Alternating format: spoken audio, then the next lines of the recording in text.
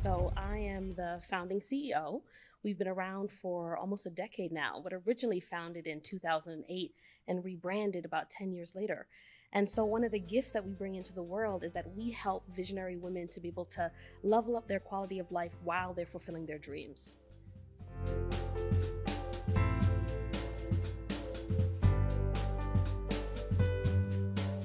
My professional superpower is that I have the unique ability to be able to dig deep. My team and I come in, we help assess what's happening in someone's personal life, in their professional life, and we're able to help them create consistent habits that stick, get that inner critic out of the way so that they can silence it, so that they can step into and manifest what they're looking to step into their future, into their present.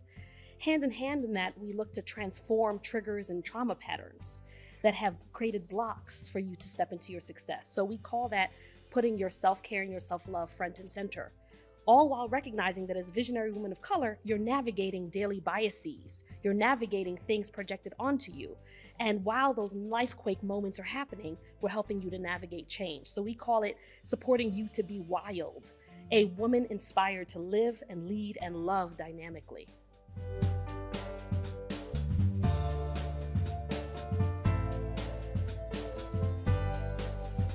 I have a triple threat background, I will admit. I have a background in mind-body health. I have a background as a mental health therapist, as well as an interfaith minister. And so I've combined those three things and grounded them in success strategies and executive coaching strategies to develop an amazing gamification app and supportive community so that when visionary women of color come in, they feel like, oh my gosh, I belong. And I can also be around others who are rooting for me to not burn out. And I found that to be one of a kind. And today we've grown from it just being me to now we have a team where you can be matched with a therapist, a coach, or a trainer that can come into your life and help to transform it one step at a time.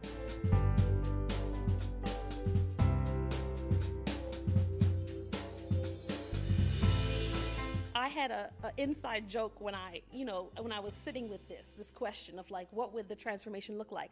I would say my immediate thing would be more of you all need to send folks to our retreats and our experiences so that we can be around one another and hold space for one another, because sometimes there's an understanding of, okay, we don't want to isolate and we don't want to be seen as the other. We don't want to be seen as a token, but that is how our ancestors made it through. We came together in these hush houses and these circles of belonging.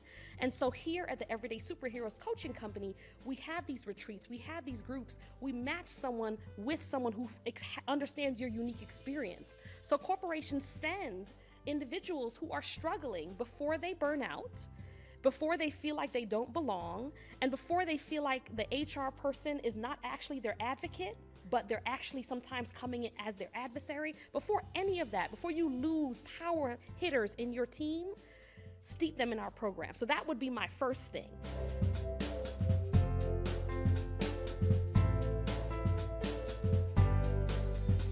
So, my mom, God rest her soul, she's not with us anymore.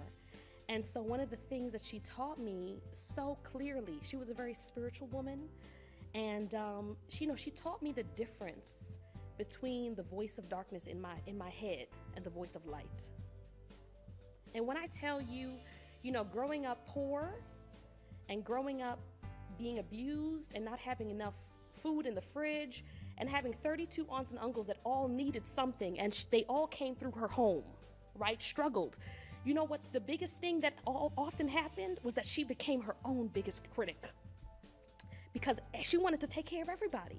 She taught me the power of being caring, but she also taught me, just from witnessing it, what can happen if you tell yourself, I'm never doing enough as a caretaker. And so I have to admit, when she became sick, it was something that I inherited, right? And I had to unlearn that message because I had to remember she always found joy in the middle of pain, in the middle of always showing up for people, in the middle of always feeling like she was not doing enough.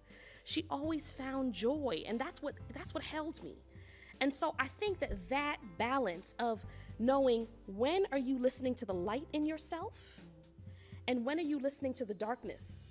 And if something is telling you that you're not enough, no matter how much you give to your family, No matter how much aunties request of you, no matter how much people say, I want to give you some extra money because you come from Jamaica and you want to come up here. I'm Jamaican, by the way, okay? No matter how much, it will not be enough. And so we need to learn, maybe there's a voice inside that's telling us, I'm not doing enough. And that's a voice that's inherited. But the voice of light, the voice of spirit, what I call the voice of love, teaches me the way that she has taught me. In the midst of everything, remember, you know what she told me once, you know, I didn't have those tools, but you're enough.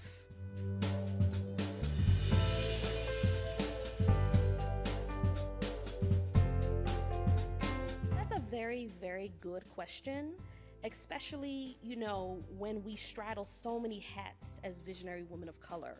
And so one of the things that I have learned to do to be responsible has been to learn about myself, right? Sometimes I can have the tools, but that doesn't mean I know how to use them. I have a hammer at home. I have a screwdriver. I have, you know, I have the little cranky thing that you wrap around. Talk to me here with when you put it on the bolts and you see exactly whatever that's called. I have tools, but that doesn't mean that I always know how to use every tool. And so I had to, as a mental health therapist, executive coach, and interfaith minister, I had to go to therapy. Because I have been let me give you an example. I was in a position where I was the associate executive director over an organization, amazing mission, amazing intentions. And there was so much pain in the space when people were showing up. We had a commitment to transform human trafficking in the community, right? That was our mission. So sometimes you can have a mission, you can have a vision, but that doesn't necessarily mean you're knowing how to live it. It doesn't mean you know how to communicate effectively. That doesn't mean that you may not remind me of the last person who triggered me and I'm ready to pop off on you. That doesn't mean that I'm not going to make you question yourself just because I'm a Black woman. Can you accept leadership from me? All of the things. And so I had to go to therapy, and I had to love on the little girl in me, and I had to birth and mother myself in a different way, because I grew up in a culture that was do as I said. And so if I was going to grow a team, I had to learn do as I said was the boss in me being harsh, because my way was the way. And I had to learn as an entrepreneur, when you leave, people say, oh, corporate, jump from corporate. If you're gonna jump from corporate, do work on yourself first. Because if you are a harsh boss, baby, guess who's gonna become oh, you left that harsh boss? I wanna work for myself. That boss is horrible. Guess who's a bigger, harsher boss than you? The person in your head. And so I had to do the work on myself so that when I communicated with my team, I get to ask questions. You know, I hear your vision there. Tell me more. It's not exactly what I was thinking of, but tell me about your expertise. Bring your insight into it. Let me give you some feedback on that. I had to really learn to dig deep, because the little girl in me that had moments of neglect felt like, you're not listening to me, right? And we all have had those moments. So I know whoever's listening and watching right now, just know that if you're thinking about stepping into your leadership role or stepping into your own company, we have programs that we can support you in that. We have programs that will help you to launch your vision, help you to create strategies and structures and know how to budget and know how to raise funds. We can support you on that journey.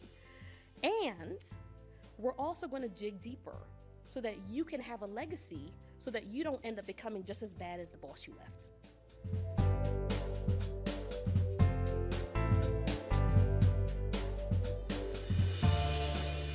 One of the things that makes me feel most powerful is taking time by the ocean, and relationships. So I want to talk about those two things. One, the stillness of the ocean, but also the vastness of it, and how 1 minute it can be calm and the next minute it can be a storm. That's life. And we navigate that every day. And so sometimes just sitting by it can be very humbling. And, you know, I walk multiple paths, and one of them is an indigenous one. And so we call the water, the ocean, Yemeya. It's the mother. So you go to her when you want stillness, when you want clarity, when you want to know, what is happening here? Let me make sense of this, right? The ocean is the place you go. And to be honest, it also reminds me of home. It reminds me of like, okay, so I'm not in Kingston right now. I'm not in a grill right now, but I'm by the ocean. And then I will have to say, you know, my relationships, I mean, I'm sure you can tell I've always kind of been, and I'm sure a lot of people who maybe relate to this, been a little bit of a unicorn, you know? And so when I was a little girl, I always felt like I couldn't quite tell everybody all the bad things that were happening at home, so I kind of put on a smiling face a lot. And so I didn't really get close to people. But I also was a little quirky, you know, and I loved animals, and I was, you know, loved a lot of things. So I feel like I was a little quirky, you know? And sometimes when you're quirky and when you're empathic as a young person and you're defying the odds because you're moving through some things, you know, having authentic connections can be difficult. And so, you know, I have to say that not only do I create circles for visionary women of color to connect with one another and heal and be able to level up, but I've also had the power and ability to be able to connect in with things like my business sorority, junior league, to represent, child. You know, and my amazing partner who, you know, when you hold out long enough for the love of your life, and when you trust that the people in your life are going to speak light into you versus darkness, and you wait for it, it will show up. That's right. And so I do believe in the power of healing relationships.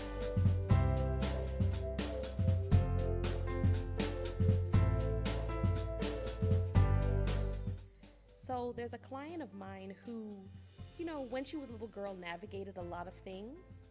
And whenever she would show up, she actually manifested a partner that she cared for. But she couldn't believe the person was actually being that good to her. You ever had the opposite question? Your inner critic telling you, why is this person so kind? Why is this person so supportive? Why is this person so loving? And you might have the opposite experience, but this was her experience. And so we had to use some tools to go back to supporting her to visit her inner critic, just like my teammates do this every day, right? To be able to transform that little girl inside that needed to know what you went through wasn't your fault, and you're worthy of this kind of love. And so I would say that to my inner child. You know, there are ways that sometimes we inspire our clients and our members, and they inspire us back. You know, the transformation I see every day is so touching. So I would definitely tell my inner child, this moment that you have that feels like it's gonna last forever because no one gets you. You know what? God gets you. And you're gonna find those true connections that get you too. But hold out on it. Don't attract toxicity because you think that that's all you're worth. You know, to know the light from the darkness. I would definitely tell baby girl, come on. You know, it's coming. And it has.